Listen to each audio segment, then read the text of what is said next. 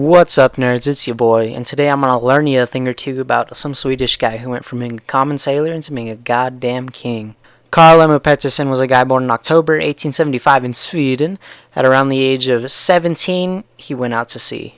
After sailing around the Caribbean for a few years, he was employed by the German trade company New Guinea Company in 1898. In December of 1904, his ship, Herzog Johann Albrecht, decided it would be a good time to sink around the islands of Papua New Guinea. Petterson survived and ended up on the shore of Tabar Island. Now, the people on the island of Tabar were occasionally cannibalistic, which was real scary to the goody two-shoes Europeans like Carl. But this man must not have played a game of hide-and-seek in his life, because he chose to hide in some bushes rather than better spots like, under the bed or in the top part of the closet. So, of course, the native people found him right away. Now, these folks usually didn't find Swedish men hiding in their bushes, so they brought him to their leader, King Emil. But apparently, Petterson had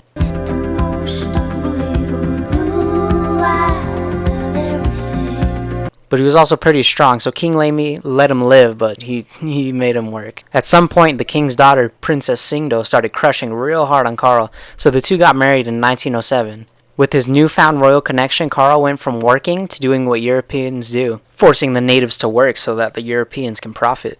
He built a plantation, a coconut plantation, that would sell coconuts to passing ships. For some reason, everyone on the island loved him. They all called him Charlie because, he's white. Now, eventually King Emil kicked the bucket, and because Carl married the heir to the throne, he was named King of Tabar Island. He and Queen Singdo had 9 goddamn kids, and Carl expanded his coconut business, getting 2 more plantations on 2 more islands, including one on nearby Simberry Island.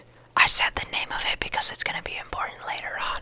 He was obviously a very successful man, but in 1921, Queen Singdo died.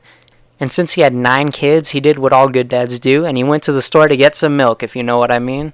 That store was Sweden, and the milk was a new wife and a new life. What a gangster. He married Jessica Louisa Simpson in 1923 in Sweden, but then finances started getting real tight, and he remembered, oh yeah, I had those crazy rich coconut plantations. And he brought her back to Tabar Island, but in his time away, the plantations went to crap. They tried real hard to get things back on track, but they were near bankruptcy, and both were suffering from malaria. And they tried to keep the business going, but they made a lot of bad investments and lost all their money. Things were pretty terrible, and Jessie was just completely over it. So she went back to Sweden, where she died of malaria in 1935. With his new wife gone and his 9 goddamn kids, Carl needed some good luck, and he found it on Simberry Island in the form of a crap ton of gold. So he once again left his kids, this time for good, and moved to Australia, where he died of a heart attack in Sydney in 1937. But you can bet your sweet ass his last years were dope as hell.